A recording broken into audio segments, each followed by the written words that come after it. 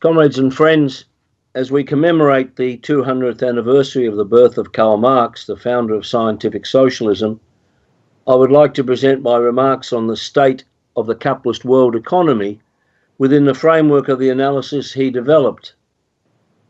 In his postface to the second edition of his magnum opus, Das Kapital, Marx quoted a Russian reviewer of the first edition who had summed up his materialist method. The one thing, this reviewer wrote, which is important for Marx, is to find the law of the phenomena with whose investigation he is concerned.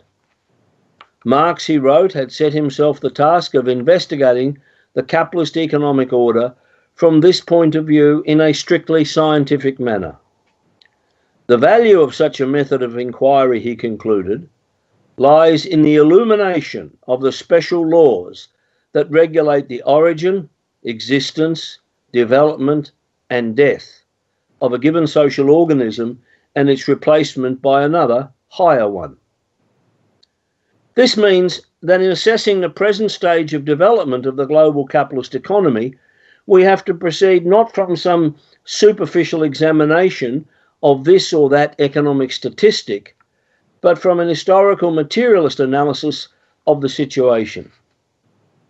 To illustrate what I mean, let me point by way of contrast to the method by which bourgeois economists and pundits and their innumerable think tanks and academic institutions go about this task.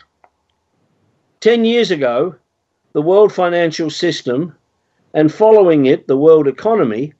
plunged into the deepest crisis it had experienced since the Great Depression of the 1930s. Not only was such an event completely unanticipated, it had been preceded by the celebration of what was known as the Great Moderation, a period of continuous economic growth, the best since the post-war boom, low inflation, low interest rates, and the spread of the benefits of free market capitalism to so-called emerging markets. In other words, through an uncritical acceptance of the facts at a given moment, they had concluded that all was really for the best in the best of all possible worlds. But then the entire order collapsed very much in the way that Marx had described, that is, in the way that the law of gravity asserts itself when a house falls about our ears. Proceeding by the same blind method which had led them to being completely caught by surprise, they then concluded that in order to save the system, they had to place trillions of dollars at the disposal of the very banks and financial institutions whose activities had provoked the crisis. A decade on, what is the situation?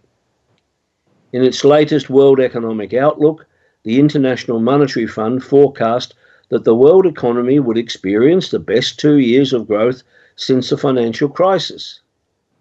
But in making this assessment, it was forced to take note of what it called a jarring sound in the eruption of the most significant trade war conflicts since those of the 1930s, which preceded and contributed to the outbreak of World War II.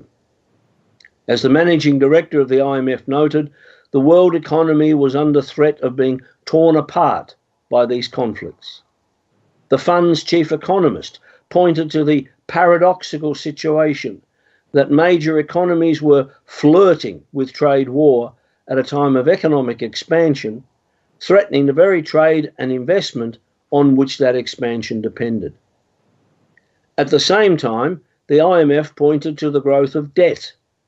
It is now 40% higher than in 2007-2008, standing at $164 trillion, a clear indication that the tendencies which produce the financial meltdown have not only not been overcome, but are developing once again stronger than ever. This week, more than 1,000 economists, including 14 Nobel laureates, wrote an open letter to Trump warning that his trade war measures threaten to repeat the mistake of the 1930s when the Smoot-Hawley Tariff Act played a central role in plunging the world into the Great Depression. But for bourgeois economists, the prospect of trade war tearing the world economy apart is some kind of external factor, unrelated to the basic functioning of capitalism, a mistake which can be corrected if only reason and rationality prevail. The fundamental flaw in such analysis is that the capitalist economy does not function according to these precepts. It is driven, as Marx demonstrated, by the struggle waged by privately owned corporations, first of all to extract surplus value from the labour of the world's producers, the international working class, and then to appropriate it through a relentless, never-ending, dog-eat-dog struggle for markets, profits, and financial gains. In order to understand the present economic situation, and having done so, advance a perspective for the working class, let us turn to the central foundation of Marx's materialist analysis. He explained that the essential contradiction of the capitalist mode of production was that between the growth of the productive forces which it promoted and the social relations based on the private ownership of the means of production and wage labour. It was this contradiction which revealed that capitalism was not a historically eternal system, but one destined to be overthrown by the gravedigger it created in the form of the working class.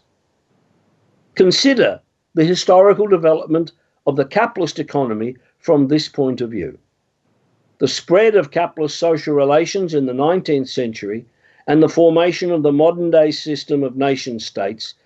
gave a mighty impulse to the development of the productive forces. But that very growth came into conflict with the nation-state system within which it had hitherto developed,